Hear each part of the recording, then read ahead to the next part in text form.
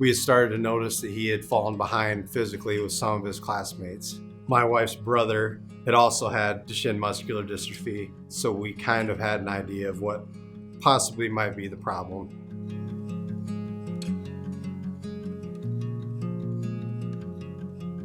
We had a referral from our pediatrician to come down and meet with Dr. Matthews in the neuromuscular clinic. They wanted to check the CK levels to see if they were high.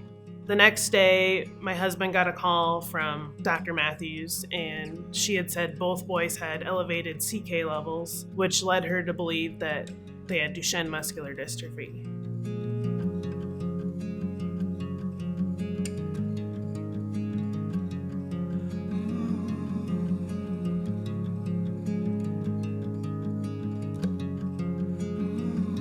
He has been coming down to the Children's Hospital to see Dr. Matthews, gets care down here every 6 months. He's had several appointments for the neuromuscular clinic and then also in the clinical trial area. Last school year is when we started to see Dylan's muscle weakness decline. He did get a power chair, which was really special to him. He had a huge smile on his face when he got that chair, and he was so excited to bring it to school and show his class. Today, Dylan is doing very well. He understands Duchenne and that his muscles get weaker and weaker every day, so he has to conserve his energy the best he can. He does utilize his power wheelchair, which has given him a lot of independence to be able to keep up with his friends at school and allows him to participate in sports that he wouldn't be able to if he didn't have that chair.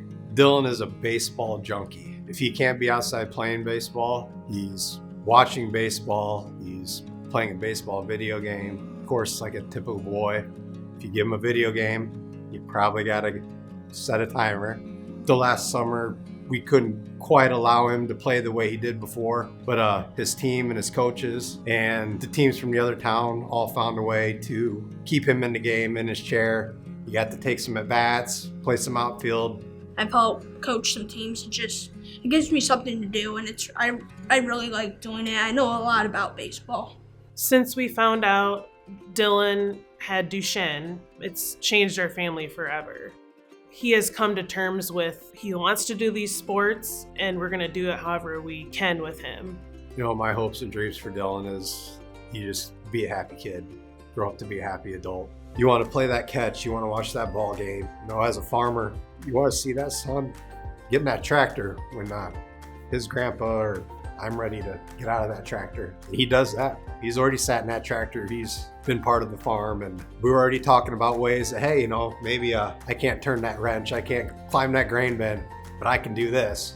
We've got 50 family members coming for this game. They're coming from California to New York.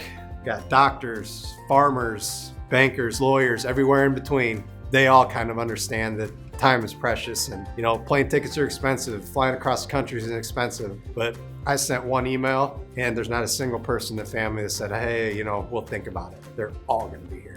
My grandpa, he passed away last year, and it's really important because he was going to take us to a Hawkeye football game, but he didn't have the chance. So I think this is going to be really important for him. If Dylan's care team here at the University of Iowa Children's Hospital is here, I just say thank you from the bottom of my heart.